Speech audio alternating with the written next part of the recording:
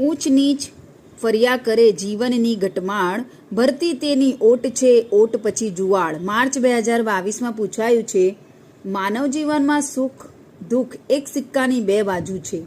માનવીનું જીવન ગતિશીલ ચક્ર જેવું છે. જીવનરૂપી સાગરમાં ક્યારેક સુખ સમૃદ્ધિની ભરતી આવે છે તો વળી ક્યારેક આપત્તિઓની ઓટ આવે છે. કોઈ દિન ઈદ હોય તો કોઈ દિન રોજા. જીવનરૂપી આકાશમાં કોઈ દિન સુખની પૂનમ ઉગે છે અને વૈભવનો પ્રકાશ ફેલાય છે તો કોઈ દિન દુઃખની અમાસ પણ આવે છે.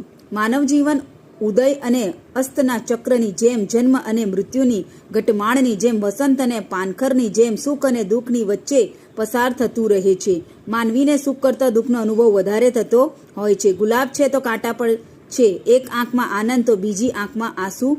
કોઈ પણ વ્યક્તિને સંપૂર્ણ સુખ મળતું નથી. આમ છતાં મનુષ્યએ દુઃખમાં ડૂબી ન જવું અને સુખમાં છકી ન જવું. મર્દાનગીથી